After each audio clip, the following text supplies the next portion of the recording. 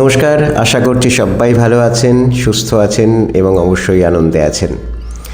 তারাপীঠ থেকে ফেরার পথে বর্ধমানে নবাবহাটে যখন পৌঁছলাম তখন মনে হলো এখানকার 108 শিব মন্দিরটি একবার দর্শন করে আসি। সেই মতোই গাড়ি থামিয়ে চললাম মন্দির দর্শনের উদ্দেশ্যে। এখানে মন্দির দর্শন করতে গেলে জনপ্রতি দর্শনই হচ্ছে 2 টাকা করে, যে টাকাটা খুবই নগণ্য, কিন্তু সেটা মন্দিরের রক্ষণাবেক্ষণের কাজেই ব্যয় করা হয়। আর যদি ক্যামেরা নিয়ে আপনারা কোনো ভিডিওগ্রাফি করতে চান সেখানে মন্দির তহবিলে 200 টাকা দান হিসেবে দিতে হবে। মন্দিরের গায়ে এই শিলালেখটি আপনাদেরকে এই মন্দির যিনি স্থাপন করেছিলেন অর্থাৎ বর্ধমানের রাজমহিষী বিষ্ণুকুমারীর ব্যাপারে একটা সংক্ষিপ্ত ধ্যান ধারণা দিয়ে দেবেন। বর্ধমান মহারাজ তেজচন্দ্রের রাজমহিষী বিষ্ণুকুমারী এই মন্দির কমপ্লেক্সটি তৈরি করেন। এখানে বলা হয় যে 108 শিব মন্দির বলেই এটা বহুল প্রচলিত এবং প্রচারিত, কিন্তু এখানে আদপে 109টি শিব মন্দির আছে। রাজমহিষী বিষ্ণুকুমারীর স্বপ্নের এই শৈবতীর্থ এটি তৈরি হওয়া আরম্ভ হয় 1788 খ্রিস্টাব্দে এবং 1790 খ্রিস্টাব্দে লক্ষাধিকেরও বেশি টাকা ব্যয়ে এই মন্দির তৈরির যে প্রকল্প সেটা শেষ হয় এবং এই মন্দির প্রাঙ্গণটি জনগণের উদ্দেশ্যে অর্পিত হয়। এখানে 8 চালা বিশিষ্ট বাংলার যে নিজস্ব স্থাপত্য শিল্পরীতি 8 চালা বিশিষ্ট 109টি মন্দির রয়েছে এবং এই কমপ্লেক্সটার ঠিক মাঝখানে রয়েছে একটা পুকুর বা পুষ্করণী, যেটা সব ধর্মস্থানেই দেখতে পাওয়া যায়, যেটাকে পুণ্য পুকুর বলে। সেই পুণ্য পুকুরের চারপাশ দিয়েই কিন্তু এই মন্দিরগুলি তৈরি করা হয়েছে, অর্থাৎ এই পুকুরের চারপাশটা বেষ্টন করে রয়েছে এই মন্দিরগুলি। সামনে একটা বিশাল নাটমণ্ডপ রয়েছে যেখানে বিভিন্ন উৎসব অনুষ্ঠানে লোকজন জমায়েত হতে পারেন এবং নিজেদের পূজা অর্চনা করতে পারেন, এবং তার ঠিক পাশেই রয়েছে একটি মানত মণ্ডপ। এই দেখুন, এটি মানত নন্দী পার্ক। এখানে কেউ যদি কোনো বিশেষ কোনো মানসিক নিয়ে মন্দির আসেন এবং ভগবানের কাছে সেটা প্রার্থনা করেন তো তিনি সেখানে মানত করেও যেতে পারেন। এবং এখানে নন্দী মহারাজ এবং মহাদেবের সুন্দর মূর্তি রয়েছে। মন্দির চারপাশটা ভীষণ সুন্দরভাবে সাজানো এবং বিশেষভাবে এটার রক্ষণাবেক্ষণ করা হয়। আমি সাধারণত খুব কম হিন্দু মন্দির দেখেছি যেগুলো এইভাবে রক্ষণাবেক্ষণ করা হয়। মন্দিরে কোথাও আপনি কোনো নোংরা খুঁজে পাবেন না বা নোংরা বা আবর্জনা এগুলো খুঁজে পাবেন না। প্রতিটি মন্দিরের মধ্যেই রয়েছে এক একটি শিবলিঙ্গ এবং তাদের এক একটি নামও রয়েছে, যে নামগুলি মন্দিরের মাথার ওপরে খোদাই করা রয়েছে। এই দেখুন কি সুন্দর পরিষ্কার রাস্তা। আমি এর আগেও বহুবার এই মন্দির চত্বরে এসেছি এবং প্রত্যেকবারই দেখেছি এই মন্দিরগুলি বিশেষভাবে রক্ষণাবেক্ষণ করা হচ্ছে। সম্ভবত বিড়লা ট্রাস্ট এটি রক্ষণাবেক্ষণ করে থাকেন। তবে বর্ধমান রাজপরিবারের কিছু কিছু সদস্য এই মন্দির পরিচালন কমিটির সঙ্গে জড়িত। আপনি যদি এই মন্দিরে এমনি হেঁটেও বেড়ান না, আপনার সত্যিই মনটা প্রশান্তিতে ভরে যাবে। এই পুকুরটা যে চারপাশটা, সেই চারপাশটা জুড়ে রয়েছে ভীষণ সুন্দর একটা বাগান, যেটা খুব সুন্দরভাবে মেনটেন করা হচ্ছে। আর পুকুরের জল তো ভীষণই পরিষ্কার। সাধারণত এই পুকুরে স্নান করা বা ওই জাতীয় কোনো কাজ করতে দেওয়া হয় না, শুধুমাত্র পুজোর ব্যাপারে আপনি এখান থেকে জল নিতে পারেন। তবুও এখানকার যিনি মালি রয়েছেন তার কাছ থেকে চাবি নিয়ে আপনাকে জল নিতে হবে। পুকুরের চারপাশে 4টি ঘাট রয়েছে, সেই ঘাট থেকেই পুণ্যার্থীরা এখানে জল ভরতে পারেন। আর এই দেখুন, এই পুকুরের জলে কত মাছ খেলে বেড়াচ্ছে। যদি হাতে একটু সময় নিয়ে আসেন, উইকেন্ড ট্রিপ হিসেবে কিন্তু এই জায়গাটা মন্দ নয়। যদি আপনার ধর্মকর্মে সেরকম কোনো বিশ্বাস নাও থেকে থাকে, তবুও এই জায়গাটা ঘুরে বেড়াতে আপনার খুব ভালো লাগবে। সাধারণত হিন্দু মন্দির মনে হলে পরেই মনের মধ্যে যে একটা একটা সুপরিচিত চিত্র আমাদের মনের মধ্যে ফুটে ওঠে, এটি তার থেকে একেবারেই আলাদা। ভীষণই সুন্দর, শান্ত, নিরিবিলি একটা পরিবেশ। আমি একসময় শ্রাবণ মাসেও এই মন্দিরে একবার এসেছিলাম, কিন্তু তখনও দেখেছি এখানকার মন্দির কর্তৃপক্ষ ভীষণ সুন্দরভাবে এই মন্দিরগুলি রক্ষণাবেক্ষণ করে থাকেন। প্রতিটি 8 চালার মন্দির এবং সেই সঙ্গে সঙ্গে মন্দিরগুলির মাপও কিন্তু একেবারে একই রকম।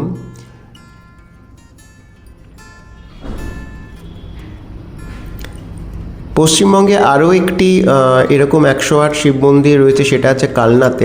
তবে তার প্রাচীনত্ব মানে কোনটা বেশি পুরনো সেটা নিয়ে আমার একটা ডাউট রয়েছে। আমি এখনও জানি না কালনার মন্দিরগুলি বেশি পুরনো না এই মন্দিরগুলি বেশি পুরনো। কালনার মন্দিরগুলি যদিও আমার সেভাবে দেখা হয়নি, আমি এখনও যাইনি। তবে এটা যেমন পুকুরটির চারপাশটা বেষ্টন করে রয়েছে, সেখানে আবার মন্দিরগুলি দেখেছি যে একটা চক্রাকারে মন্দিরগুলি রয়েছে, অর্থাৎ বাইরের দিকে একটা চক্র রয়েছে আর ভেতরের দিকে আরেকটি চক্র রয়েছে। কিন্তু এখানে এই যে মাঝখানের যে পুকুরটা, সেটা মোস্ট প্রবলি সেটা একটা চতুষ্কোণ টাইপের। সেই চতুষ্কোণ টাইপের পুকুরটিকেই এই মন্দিরগুলি ঘিরে রয়েছে এবং চারপাশে সুন্দর সুন্দর এই পাথরের মূর্তিগুলিই রয়েছে। বিভিন্ন সময় বিভিন্নজন বিভিন্ন মানুষের স্মৃতি রক্ষার্থে এই মূর্তিগুলি স্থাপন করেছেন এবং সেই সঙ্গে সঙ্গে এই মন্দিরের সামনেও কিছু শিলালেখও রয়েছে বা জানানো রয়েছে যে বিভিন্ন ব্যক্তিরা বিভিন্ন সময় তাদের প্রিয়জনের স্মৃতি রক্ষার্থে এখানে বিভিন্ন জনহিতকর কাজ করে গেছেন বা এখনও করছেন।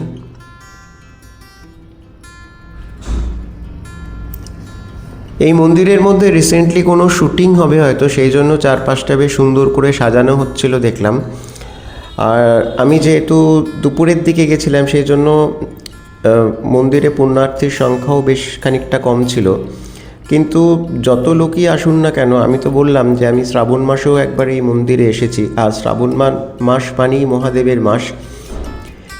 সেখানে তো প্রতিটি মহাদেবের মন্দিরে বিশাল ভিড় হয়ে থাকে, কিন্তু এখানে সেই সময়েও মন্দির চত্বর ছিল একেবারে ঝকঝকে পরিষ্কার। পরিষ্কার পরিচ্ছন্নতা এই মন্দিরের অন্যতম একটা প্রধান বৈশিষ্ট্য। এখানে এই পুকুরটার চারপাশে এই ধরনের কিছু কিছু মূর্তি রাখা রয়েছে, কোনোটিতে রাধাকৃষ্ণ, কোনোটিতে নারায়ণ, কোনোটিতে গণেশ জননী। এইসব মূর্তি এখানে সুন্দর করে সাজানো রয়েছে।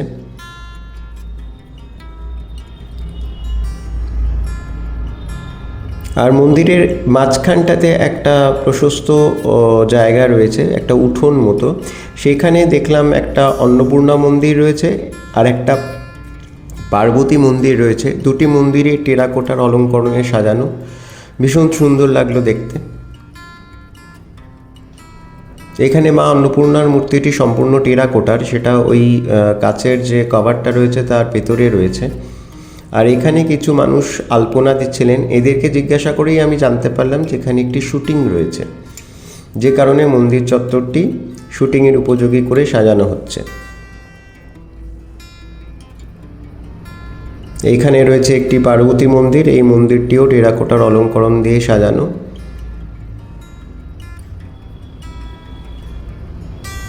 আগেকার দিনের মানুষের চিন্তাভাবনা এবং তাদের যে স্থাপত্য শৈলীর ব্যাপারে যে চিন্তাধারা ছিল, সেটি মাঝে মাঝে ভাবলে অবাক করে দেয়। আজকালকার দিনেও তো ইটকাট পাথর দিয়ে কত রকম স্থাপত্য বানানো হয়, কিন্তু সেইগুলো মনের মধ্যে কোনো প্রশান্তি নিয়ে আসে না। কিন্তু এই সব স্থাপত্যের কাছে গেলেই মনে হয় মনটা একটা অনাবিল আনন্দে ভরে ওঠে। সে আপনি আপনার ধর্ম বিষয়ে কোনো আগ্রহ থাক বা না থাক, আপনার ধর্মবিশ্বাস যাই হোক না কেন। আর এই দেখুন এই জায়গাটা কি সুন্দর রং বেরঙের পতাকা এবং কাপড় দিয়ে সাজানো হচ্ছে। এইখানেই মনে হয় মূল শুটিংয়ের মূল ব্যাপারটা হবে। এইখানে একজন নন্দী মহারাজ রয়েছেন, তিনি মহাদেবের দিকেই মুখ করে রয়েছেন। আর সবচেয়ে বড় কথা, এখানে যারা আসছেন, যেসব পুণ্যার্থীরা বা দর্শনার্থীরা এখানে আসছেন, তারাও কিন্তু এই মন্দিরের যে নিয়মকানুনগুলো আছে সেগুলো বিশেষভাবে ফলো করছেন। এটা দেখেও আমার ভীষণ ভালো লাগলো। কেউ কোনো অযথা অকারণে চিৎকার চেঁচামেচি করছেন না বা কোনো নিয়ম ভাঙার চেষ্টা করছেন না বা মন্দির চত্বরকেও নোংরা করছেন না। প্রতিটি মন্দিরের ভেতর গিয়ে আপনি মহাদেবকে পুজো করতে পারেন বা জল দিতে পারেন, সে বিষয়ে কোনো বাধা নিষেধ নেই। মন্দির তো খোলাই রয়েছে দরজাগুলো। আমি বললাম না চারপাশে 4টে ঘাট রয়েছে, এখানেও একটা ঘাট রয়েছে। ঘাটের পাশে আবার বসার জন্য বেঞ্চও করা রয়েছে, অর্থাৎ মন্দির ঘুরতে ঘুরতে যদি আপনি ক্লান্ত হয়ে পড়েন তাহলে আপনি এখানে বসে প্রকৃতির শোভা সঙ্গে সঙ্গে নিজের মনকেও আরও রিফ্রেশ করতে পারবেন। ভীষণ সুন্দর লাগছিল। আমি যতবারই এই মন্দিরে আসি না কেন ভীষণ ভালো লাগে। আমার বরাবরেরই ভীষণ পছন্দের একটি জায়গা এই 108 শিব মন্দির চত্বর।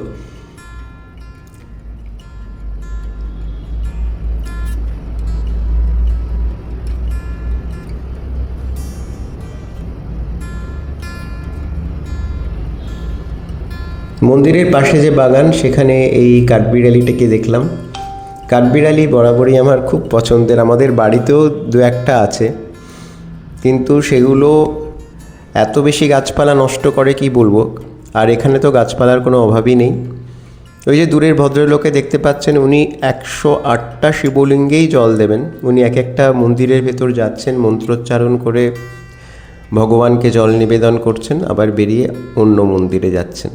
আর এই দেখুন, প্রত্যেকটি মন্দিরের ওপরে লেখা রয়েছে কোন মহাদেবের কোন রূপের উদ্দেশ্যে এই শিবলিঙ্গটি স্থাপিত হয়েছে। এটা একটা অদ্ভুত ভালো লাগার জায়গা।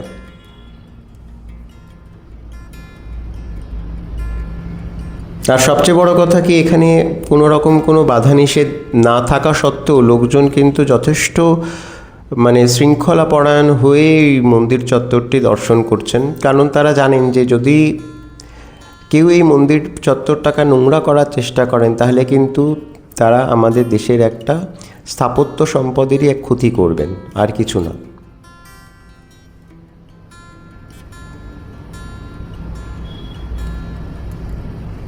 আপনারা যে কোনো দিন চলে যেতে পারেন, উইকেন্ডে কিছুটা সময় কাটিয়ে আসতে পারেন। কলকাতা থেকে গাড়িতে করে যদি যান, তাহলে এর দূরত্ব হবে প্রায় 2 ঘন্টার মতো। আর যদি আপনি ট্রেনে করে যান, তো বর্ধমান স্টেশন থেকে অটো বা টোটো নিয়েও আপনি এখানে চলে আসতে পারবেন। এখানে রয়েছে খুব সুন্দর একটা রাধাকৃষ্ণের মূর্তি। এই ধরনের মূর্তিগুলো পুকুরটা চারপাশ দিয়েই ঘেরা রয়েছে। অনেকে দেখলাম যে অনেক দূর দূর থেকেও এসছেন এই মন্দিরটি দেখতে।